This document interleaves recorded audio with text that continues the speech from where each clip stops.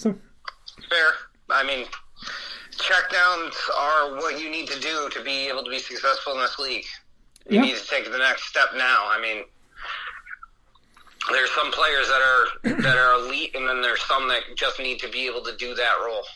I mean, when you think of the great quarterback-receiver duos, especially in the past, 20 years, you're thinking about, Rivers Gates, Romo Witten, Brady Gronk. Those are all quarterback tight ends. Yeah, no, it's definitely a relationship thing, but you've got to be able to evolve.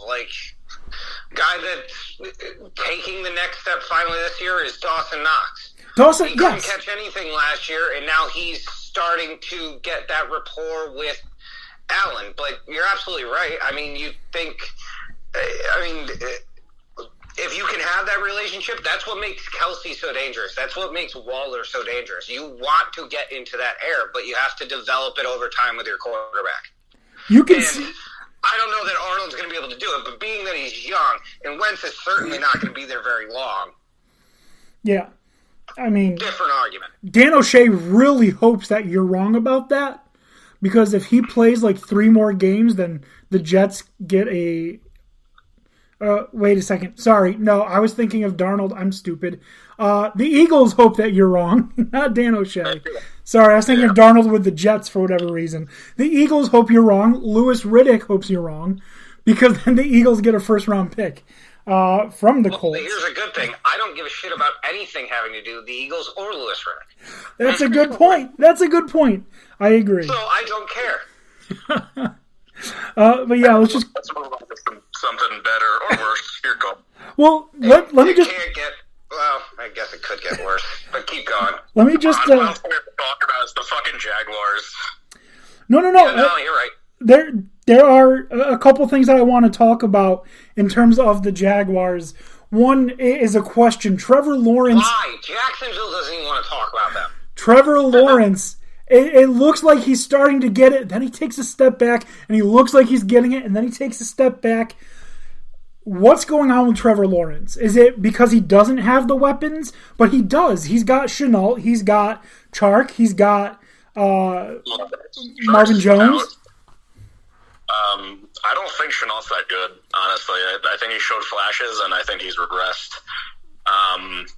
And Jones is just getting old. He can't be your first option at wide receiver. I think they really need a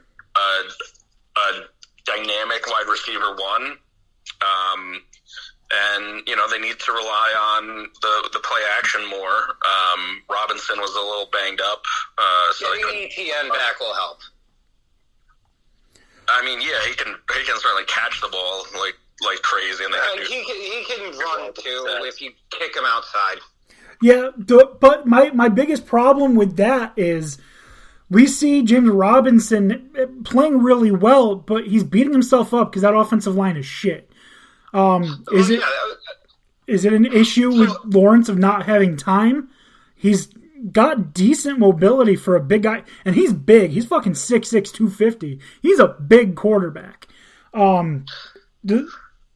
Is it an issue of offensive line, or is it an issue of not having weapons? If they went out and they got OBJ for a future move, thinking he's our number one next year, do you think that would change the situation? Or I think the big issue with them is their offensive line, because they got the running back, they've got what I think is their quarterback of the future, they've got receivers that are good enough. What their receiving core is better than what the Steelers have. And the Steelers are having way more success, despite this past game. I don't know if OBJ would be the answer. I think that this is, personally, what I view it all as is this is the epitome of a growing pain season. You couldn't have been a Steelers or a Jaguars fan going into this thinking that yes, the future can look as bright as it needs to be, but you can't go into this looking like this was going to all of a sudden, you were just going to plant seeds and flowers were going to grow, because at certain points it looks like almost Lawrence and Urban Meyer are in lockstep and they're tied together in a three-legged race, but at other times it looks like they're using opposite legs. I don't think that everything is coming together, And I think clearly they need help. I really What's do. that? I think Meyer is holding back that whole team based on several things. Well, those health issues really. Off the field. Those health Those issues. health issues are really going to come into play soon. I don't disagree with you. I'm also a little bit pessimistic about the fact that Urban Meyer realizes that, listen, either he's going to be here or not. So he's got to decide if he's got 2 feet in the door or if he's going to just step out of the door, because one, either you go full bore with it, or two, you accept that this is just going to be a learning experience of a season because you clearly don't have all the pieces. Because Dan's right, that offensive line is not doing you or your running back any favors. Yeah. So, with that being said, I think it's time we take a quick break. On the other side, we'll be back to talk about an All-American beatdown in New England. You are listening to Dan D'Antoni Sports. We'll be back in just a moment.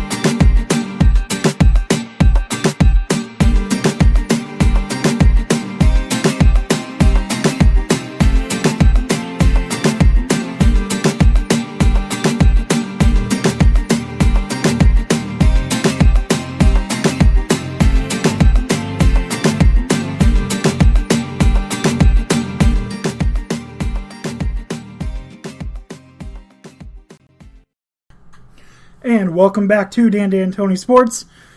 We just finished our fascinating, scintillating talk about the Jacksonville Jaguars and what we think their issues are. And we're going to move on to another just absolute beatdown. The New England Patriots, man. 45-7 over the Cleveland Browns. Case Keenum, the leading passer, with 81 yards for the Browns. Baker Mayfield not healthy. He has said this season that this is the worst he's ever felt in his life. He's in so much pain, torn labrum. He should probably get that taken care of now before it ends his career. But the Browns just not looking so hot lately, and that offense is not clicking. Outside of the last game where they just demolished the Bengals because the Bengals suck. As we can all tell, because the Jets, they beat the Bengals, didn't they? Oh yeah. Yeah. So I think one of our few wins. Yep, one of the few wins. Also beat the Titans. World beaters. It's just everybody else that we can't beat. Yep, you can beat teams with winning fucking records, but the Falcons you can't. Last year was the same thing. We beat the Rams, who were projecting to be going to the Super Bowl, and lost to nearly everybody else. Just crazy, absolute fucking craziness. Anyways, as I said, New England Patriots 45, Cleveland Browns 7. Not a good day for the Browns. Mac Jones had himself an efficient day. 198 passing yards, 3 touchdowns. Again, Case Keenum, 81 yards. Probably the breakout player of the year so far, I'd say. Most surprising player, Dearness Johnson with 99 rushing yards. His counterpart, though, Ramondre Stevenson, also coming on strong. 100 yards, 2 touchdowns. And then we've got that same Dearness Johnson, leading receiver, 58 yards. Leading receiver for the New England Patriots is Kendrick Bourne. 4 receptions, 98 yards, 1 touchdown. Now, I really hate asking this question, especially because I don't want to bring back any bad memories for you, Dan O'Shea, but are the Patriots back? Was there being away just a 1-year thing? Is Mac Jones going to elevate the Patriots to legitimate Super Bowl contenders in his fucking rookie year? His rookie year? He's already got them playing like they're fucking world champions? What's going on, Dan? I mean, they got a whole bunch of talent back that held out, for COVID last year. So that's certainly helping things. It's going to depend on, how locked in they are. They certainly look like they could be in the playoffs. I wouldn't quite call them a Super Bowl contender yet, but you also can't count them out. You can't count out Bill Belichick. Bill Belichick. Ever. Oh, yeah, Belichick. You're right. Sorry, not Belichick. My bad. I mean, that's how I pronounce it, but yeah. I mean, honestly, I think Bill Belichick should be who we vote for president in 2024, because he knows if there's one issue facing the nation, it's inflation. So. Well, yeah, he doesn't know how to deflate. There you go. Sorry, how to get that in? Or Tom Brady, I don't know. If it gets him off of the Patriots, then yeah, I'm fine with it. I'm just really irritated that it seems like you struck gold again with somebody from Alabama. First Michigan, Terrible. now Alabama.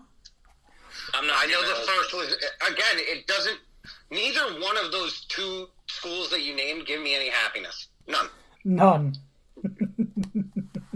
Sorry, Dan O'Shea, please go on. I'm not going to call anybody, gold or terrible, after 1 year. We'll see if Mac Jones can keep this up.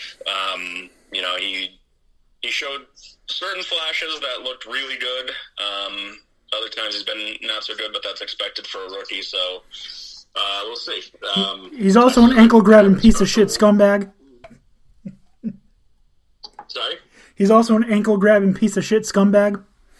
Yeah, we did see that. A little bit of that. But yeah, we'll see how the rest of the season goes on. It is a little worrisome because Patriots tend to get better as the season goes on. So we'll see if that holds true or if that was a Brady thing. And how Mac Jones plays in the cold weather because Alabama's not that cold. No, just their hearts. It is going to be interesting, but right now, just as a side question, who's the rookie of the year right now? For offense? Yeah. I still got to go Jamar Chase. He's fucking killing it. Yeah, Jamar Chase would be on that list. That one down game pre the bye. So yeah, I'd say him or Najee Harris are probably the front runners. But you've got to assume that with the top or the 5 finalists or 3 finalists, Mac is making an argument now. Yeah, so if you're going 5, I don't think that you could legitimately come up with 5 offensive players that would be worthy of Rookie of the Year. I could. Devontae Smith, but he's very hit or miss. Same thing with Jalen Waddle. Yeah, I think right now you're looking at a 3-horse race, and it's Jamar Chase, Mac Jones, Najee Harris. I think in that order for me. Defensive, there's no question, it's Micah Parsons. There's literally no one that can take that crown from him unless he doesn't do shit for the rest of the year. Micah Parsons has already won that award. He's an animal. I'm not going to argue with that. As much as it hurts me. I've watched him hurt me in college. I'm going to watch him hurt me for his adult life. This is fantastic. Yep, I just ordered a Micah jersey today. I'm pumped. I'm so happy for you. I can't even put it into words. Speaking of being so happy for somebody, I just want to